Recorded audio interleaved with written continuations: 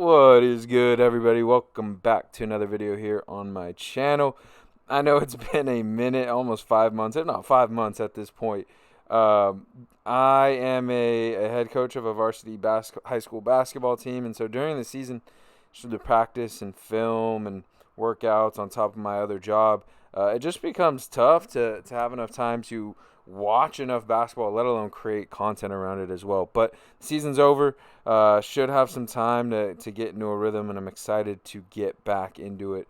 Appreciate you if you're still rocking with me, man. You're a real one. But let's get into the video that we have today. Today's video is going to be on Jalen Johnson, just a absolute stud who's broke out this year on the Atlanta Hawks. If you follow me on Twitter, you know coming into the season, he's a guy that I was high on. I can't lie. I don't think I can say that I fully saw this level of a breakout coming. Like, I knew a jump was likely coming, but he is completely broken onto the scene. So in this video, we'll talk about kind of his main things that he does, the transition stuff, the playmaking, and also take a look at how he kind of scores the basketball and how he can be his most effective self in the half court as well. But I appreciate y'all being here. This is a guy that I really, truly believe can be an all-star soon, and I don't take that lightly, right? There's some really, really good NBA players who have not yet been all-stars. So I think the world of this kid. I'm excited to break down some of his best clips from this year, and without further ado, let's get into this.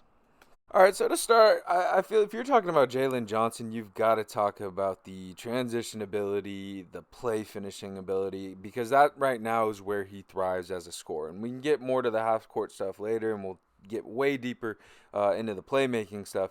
But Jalen Johnson is just a freak in terms of guys at his size. They just generally don't move with the fluidity, speed, and just the general athleticism that he has. And it just leads to some electric stuff in transition, as you can see here. There's no real nuanced analysis to this, man. Like, if you have eyes, you can see it. I think he pairs up really, really well with Trey. Yeah, you still need some length and perimeter to defenders around Trey, but I think Jalen Johnson pairs great with him in terms of, Trey is going to generate good looks for play finishers, and Jalen is that. Look at him go straight at Joel. You get him out into space. This is one of my favorites, man. Try to just throw it up anywhere. He catches it with the left with his back turned to the rim, punches it home. But here, let's take a look at this one. He's going to grab the rebound, push in transition like he does. And yeah, this is not good transition defense from the Pacers. But I just want to show you, like, he is gathering and picking the ball up at the three-point line. There's Neesmith in the picture, Hallie in the picture, and Bruce Brown in the picture. And he has the fluidity to be able to gather, go up, levitate, and punch that despite not taking a dribble inside the three-point line. Here he's going to pick up the loose ball, get out in transition, and watch this. Behind the back on Isaiah Joe, go ahead and punch it on Josh Giddey. Like, that is a special combination of skill, size, athleticism that you just don't really see. And when he gets out in transition, really, really fun things happen. But that's not to say he can't be effective in the half court. I think he's still working on the nuances and angles of finishing consistently at the rim when it's not just like a straight runway.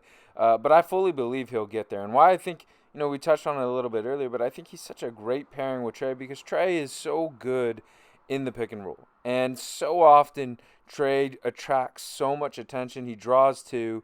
And there's times where, you double guys, you get it out of their hands, and you'll live. And I feel like with Atlanta, you can't necessarily do that. Especially moving forward because Jalen Johnson is so good at getting downhill, making the right read. Again, we'll touch on the playmaking soon, but getting downhill and using the runways to score at the rim. And that's really always going to be there for him. I think it's something he'll always excel at. But in order for him to take the next step as a dude in this league, in my opinion, he's going to have to improve on his mid-post scoring. And it's really not something they've asked of him to do or needed really of him to do, but I think it's absolutely something he can get to, and he's just got to work on the footwork and the nuances of doing it. But here's some flashes, right? And here's a little bit of what we're talking about. Lindy Waters is just too small, right? Get into his body a little bit, shoot over the top. That's a very basic version of it, but this showcases that he has the ability to do it, right? Jab, into Knox's body, under control, shoot right over the top of him. Here we do it again in Charlotte. Jab, get into PJ Washington's body, shoot right over the top of him. But the next step for him, in my opinion, is the ability to, yes, be able to get into people's bodies and shoot over the top. But if that's not there, to be able to use your footwork to turn over to the other shoulder and shoot over the top as well. So you'll see in this clip, bump, jump stop. We want this. One, we want him to be able to get deeper into the body so we are able to create more separation. But two, to be able to shoot this shot over the top of Jalen Wilson without having to just, in this instance, it's fine because he's just bigger and stronger than Jalen Wilson. He's not able to get him off his spot. But we want to be able to, boom, right here, turn over and shoot that shot over the top. And I think he can do it. And here's another example of him just not being fully comfortable with the footwork yet. But he's going to get downhill with the left on Dorian Finney-Smith. And we'll freeze it here. This is where you want him to either spin off, get to your spot, and shoot over the top. Or, again, the shot clock's running down here, but turn this into a controlled back down, spin over the shoulder, and get to your spot. It doesn't even end up mattering. He's off balance. He just shoots it over the top and uses his touch. But if he adds this mid-post scoring to his game, I mean, things are going to get scary because he does so many other things well, and he has the tools to do it. It's just about putting it together and having a full offseason to work on that aspect of his game. And real quick, before we go to the playmaking, Jalen Johnson is shooting 35% from three this year, which is a nice improvement and important, right, to give guys like Trae Young more space on the floor. And also himself, when guys got to respect your three-point shot, you're just going to get more driving lanes for him to be able to go and use his tools. But he pulled this out the other night against the Clippers, and I was like, oh, shit, look at this. No dip three with Kawhi in his face. If he dips it there to create more rhythm, the shot is no longer there, right? So Jalen's just showing us different shit every night. I'm not going to throw together a bunch of clips of him hitting threes. We already saw some earlier in the video, but it's pretty self-explanatory. The shot has improved. Now let's get to my favorite aspect of Jalen Johnson's game, and that is the playmaking. Because Jalen Johnson can absolutely pass the shit out of the basketball. And I love how versatile he is as a passer too, right? He's great in transition. Just the type of player that you want to get out and run with because he will absolutely find you. He's great at spraying out to shooters, dropping it off to bigs. And again, perfect pairing with Trae because if you show two to Trae and he catches it in the short roll, he's going to shred you there as well. But, at his size, there's just so many angles available to him that aren't available to, smaller guards, and he's just a lightning quick processor at just 22 years old. So he's just super fun to watch pass the basketball. We're going to go through some of my favorite passes of the year. He's made a ton, some that I couldn't even fit in here, but let's get into it. So this is what I'm talking about, right? Trae sees two. Jalen now catches in an advantage situation, doesn't even really have to look, and then it's a rope to the corner for bogey.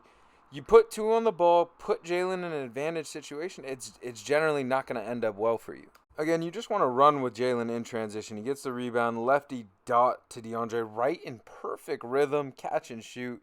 That's down. I love the control in which he drives with, too, because a lot of guys his age, size, with his gifts, they're just going to drive out of control to the rim. But watch this here. Goes right by Paolo. Jalen steps up to take the charge. And instead of barreling through, watch this small, controlled Euro to the left. Slight up fake just so Goga now has to buy it. We'll run it back again. But watch how as he Euros, looks at the rim to get Goga to come over. And then he just drops it off. And this is a 22-year-old 6'9" dude doing this. His talents also play perfectly as an inbound passer just because of his size and processing. And we'll pause it here. Do you guys see anything open? Because I personally don't. Watch what Jalen cooks up. He has kind of an unspoken connection here with Bogey. That's a perfect pass, right? You cannot put that in a more perfect spot. But two, that's just unbelievable recognition for someone his age to see, hey, Dante's fronting him. I'm going to just throw it up right here and buy us an easy look. The camera angle is kind of tough on this one, but he's going to throw an over-the-top rope to the opposite corner, over the top of the defense. I promise you, Cavs' defensive coverage did not really account for that. But anything is possible with Jalen Johnson. And then here's the last one. This one's even more impressive to me than the first one. Because the other one, it was like Dante was fronting and almost expecting him to go out to the three-point line. Corey Kispert is right there, right? Like Corey Kispert is right there, and Jalen puts that in the perfect spot with the perfect amount of weight behind it for Bogey to just go up and put it in. Special shit from Jalen. Another ridiculous pass here. Catches it from Trey. Immediately left-handed rope to Onyeka. And when we play it back, I would just want you to notice that, one, if he doesn't pass it immediately, the window is gone. Two, CJ McCollum is directly looking at him. Like, he understands that this pass is coming. And really the only way that he can get the proper angle on this is with the left hand. So he's hitting this with the offhand right away in the perfect spot. Like, that is just, it's special. It's special. And we talk about the size being a factor. I feel like this clip helps illustrate it.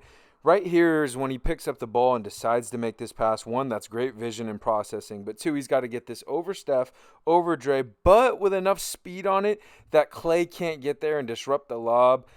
A smaller guy may see that, but that's a tougher pass for him. I'm just telling you guys, this is not a normal read for a guy his age and size. That is, again, a ridiculous pass. Again, the processing is just advanced, right? Look how quickly he makes this pass after he catches it from City. Bah!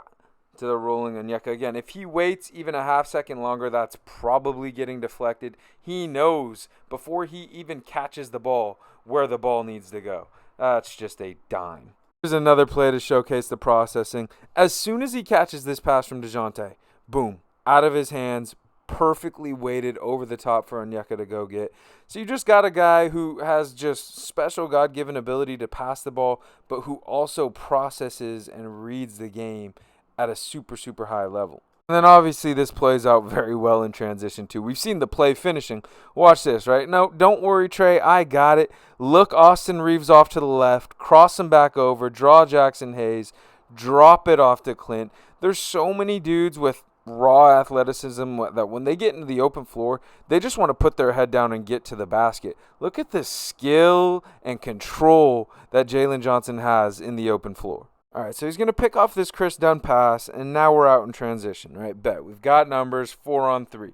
We're going to pause it right about here, and I want you to notice Jordan Clarkson, right? He's in between both Bogey and DeAndre Hunter. And a lot of times with younger players, they're either going to make this pass to the corner early, which is going to be a decent look, right? But Jordan is going to be able to get out and contest, or they're going to drop it off to DeAndre Hunter right here, and it can lead to kind of a cramped out of rhythm layup attempt, which he still might make. But watch what Jalen Johnson does. Instead, he's going to use his eyes to get Jordan Clarkson to go out to the corner. And now, as a result, DeAndre Hunter is free. We'll run it back full speed in real time.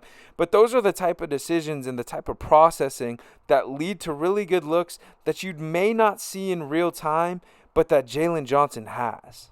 Here's another. Clint's going to get a nice block.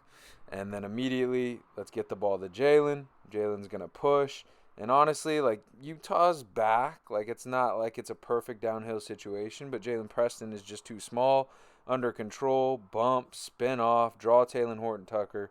Perfect lob to Clint. He's just going to generate good looks for you consistently if you give him the ball in transition.